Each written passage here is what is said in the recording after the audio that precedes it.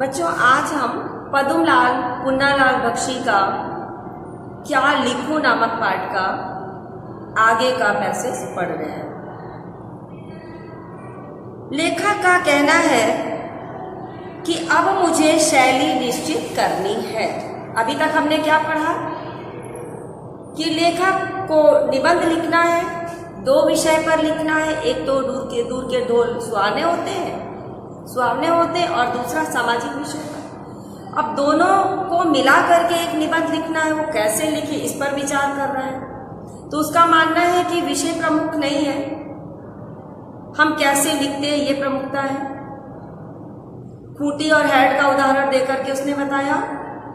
अब आगे का पैसेज हम पढ़ रहे हैं कि लेखक निबंध को लिखने में क्या महसूस कर रहा है, क्या अपनी बात व्यक्त कर रहा है।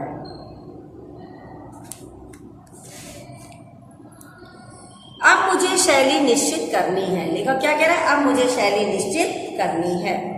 आचार्य महोदय का कथन है कि भाषा में प्रवाह होना चाहिए, जिसके लिए वाक्य छोटे छोटे हों पर एक दूसरे से संबद्ध हो। अर्थात वाक्य तो छोटे हों लेकिन एक दूसरे से जुड़े हुए हों। यह तो बिल्कुल ठीक है, मैं छोटे छोटे वाक्य अच्छी तरह लिख सकता हूँ, पर मैं हूँ मास्टर। कहीं नमिता और कहीं अमिता यह न समझ बैठे कि मैं यह निबंध बहुत मोटी अकल वालों के लिए लिख रहा हूँ। मोटी अकल वाले मतलब जिनको समझने में परेशानी होती है, कम बुद्धि वाले। अपनी विद्वता का प्रदर्शन करने के लिए, अपना गौरव स्थापित करने के लिए आवश्यक है कि वाक्य कम से कम आधे पृष्ठ में तो समाप्त हो। बाणभट्ट ने कादंबरी में ऐसे ही वाक्य लिखे हैं। अब इन्होंने किसका उदाहरण लिया है? बाणभट्ट की कादंबरी के, कि उन्होंने एक वाक्य को इतना लंबा लिखा है जो कि आधे पेज तक चला गया। वाक्यों में कुछ अस्पष्टता भी चाहिए। अस्पष्टता मतलब सब कुछ सरलता से समझ आने वाला ना हो, अस्पष्ट हो ताकि लोग उसमें दिमाग लगाएं, क्योंकि यह अस्पष्टता या दुर्बोधता गंभीर ला देती है। जब हम किसी बात को नहीं समझ पाते हैं तो क्या होता है? हम गंभीर चिंतन करने लगते हैं, इसलिए इसमें गंभीरता का कूट आ जाता है। इसीलिए संस्कृत के प्रसिद्ध कवि श्रीहर्ष ने जानबूझकर अपने काव्य में ऐसी गुत्थियां डाल दी। गुत्थियां माने गांठें, कठिनाइयां, जो अज्ञों से न सुलझ सके। अज्ञ माने जो बुद्धिमान है। और सेनापति ने भी अपनी कविता मूढ़ों के लिए दुर्बोध कर दी है। सेनापति एक कवि है जिनकी कविताओं में भी बहुत कठिन शब्दों का प्रयोग किया गया है, जो मूढ़ अर्थात जो मूर्ख है वो समझ नहीं सकते हैं। तभी तो अलंकारों, मुहावरों और लोकोक्तियों का समावेश भी निबंधों के लिए आवश्यक बताया गया है। तब क्या किया जाए? कह रहे निबंध के लिए अलंकार, मुहावरे और लोकोक्ति, इन चीजों का होना भी अनिवार्य है, जिससे वो समझने में सरल हो जाए। अंग्रेजी के निबंधकारों ने एक दूसरी पद्धति को अपनाया है। उनके निबंध इन आचार्यों की कसौटी पर भले ही खरे सिद्ध न हो, पर अंग्रेजी साहित्य में उनका मान अवश्य है। उस पद्धति के जन्मदाता मॉन्टेन समझे जाते हैं। उन्होंने स्वयं जो कुछ लिखा, सुना और अनुभव किया, उसी को अपने निबंधों में लिपिबद्ध कर दिया। ऐसे निबंधों की सबसे बड़ी विशेषता यह है कि वे मन की स्वच्छंद रचनाएं हैं। स्वच्छंद माने स्वतंत्र। उनमें न कवि को की उदात्त कल्पना रहती है, न आख्यायिका, लेखक की सूक्ष्म दृष्टि और न विज्ञों की गंभीर तर्कपूर्ण विवेचना। उसमें लेखक की सच्ची सहानुभूति रहती है, उसमें उसके सच्चे भावों की सच्ची अभिव्यक्ति होती है, उसमें उसका उल्लास रहता है। ये निबंध तो उस मानसिक स्थिति में लिखे जाते हैं जिसमें न ज्ञान की गरिमा रहती है और न कल्पना की महिमा रहती है, जिसमें हम संसार को अपनी ही दृष्टि से देखते हैं और अपने ही भाव से ग्रहण करते हैं। तब इसी पद्धति का अनुसरण कर मैं भी क्यों ना निबंध लिखूं, पर मुझे तो दो निबंध लिखने होंगे। मुझे अमीर खुसरो की एक कहानी याद आई। एक बार प्यास लगने पर वो एक कुएं के पास पहुंचे। वहां 4 औरतें पानी भर रही थी।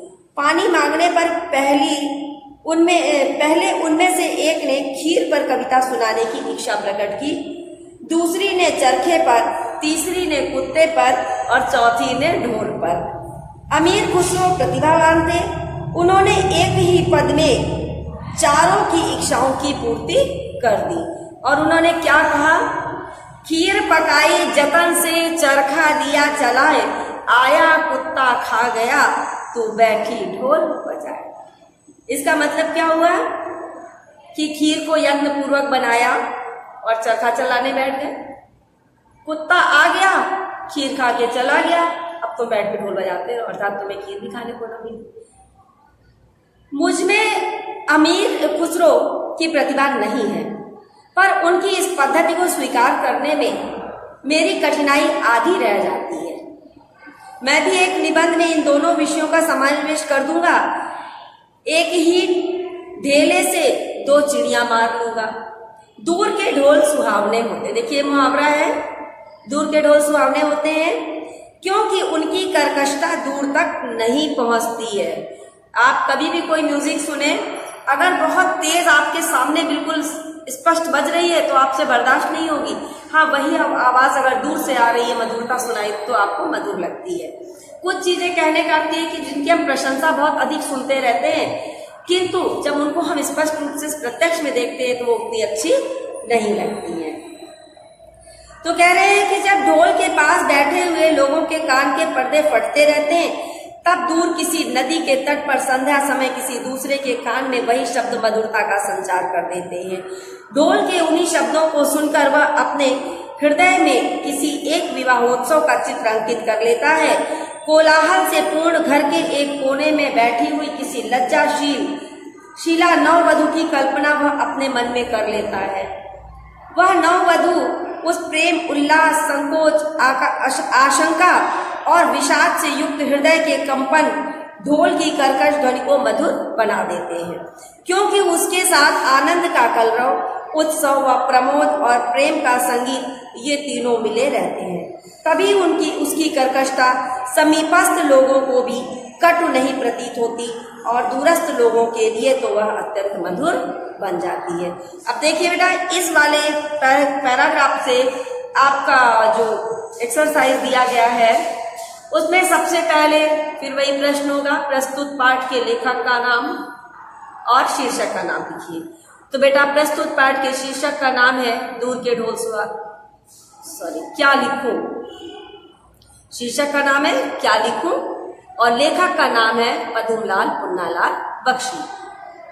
इसके बाद इसका दूसरा प्रश्न है जो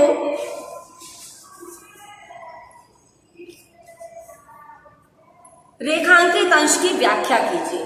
तो हम आपको बता रहे हैं, आप इसको कॉपी में नोट करेंगे, स्लो आप कर लोगे तो मोबाइल में आपको स्लो भी सुनाई देने लगेगा। प्रथम रेखांकित अंश की व्याख्या में लेखक पद्मलाल पुन्नालाल बख्शी जी कहते हैं कि दूर के ढोल इसलिए अच्छे लगते हैं क्योंकि उनकी कर्णपटु ध्वनि बहुत दूर तक नहीं पहुंचती है।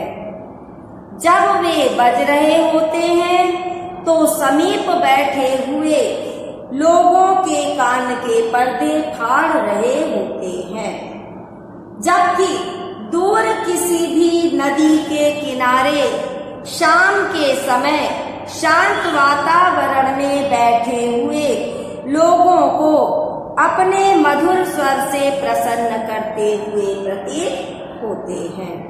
दूसरे रेखांकित अंश की व्याख्या में बख्शी जी कहते हैं कि ढोल की कर्कश ध्वनि दूर बैठे किसी व्यक्ति को प्रसन्न इसलिए करती है क्योंकि वह अपने मन के कोलाहल मतलब बेटा मन के वैचारिक स्थितियां हैं से पूर्ण किसी घर के कोने में शादी के कारण लज्जाशील युवती की भी कल्पना करने लगता है।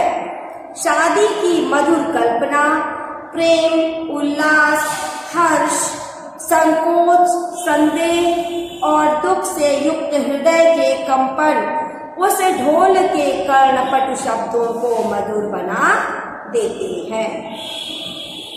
इसका कारण यह है कि उस नवविवाहिता के हृदय में आनंद का मधुर राग, उत्सव, विशेष प्रसन्नता और प्रेम का संगीत, ये तीनों साथ अवस्थित होते रहते हैं। कहने का भाव यह है कि यदि विवाह होने की प्रसन्नता, जीवन की मधुर कल्पनाएं और प्रिय के प्रति प्रेम की भावना न हो तो नवविवाहिता को भी विवाहोत्सव में बजने वाला ढोल सुहावना नहीं प्रतीत होगा, नहीं लगेगा। इसके बाद नेक्स्ट क्वेश्चन, प्रस्तुत अंश में दूर के ढोल और नववधु में साम्य और वैषम्य बताइए। साम्य माने समानता, वैषम्य माने विषमता। तो इसका उत्तर है कि ढोल की ध्वनि जब दूर से सुनाई देती है उस समय वह कानों में मधुरता का संचार करती है, लेकिन पास से सुनाई देने पर वही ध्वनि कानों के पर्दे को फाड़ भी सकती है।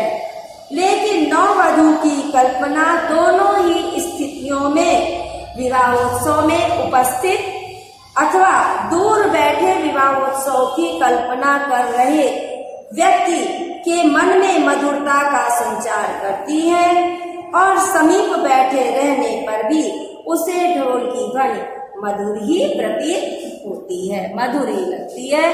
नेक्स्ट अगले वीडियो में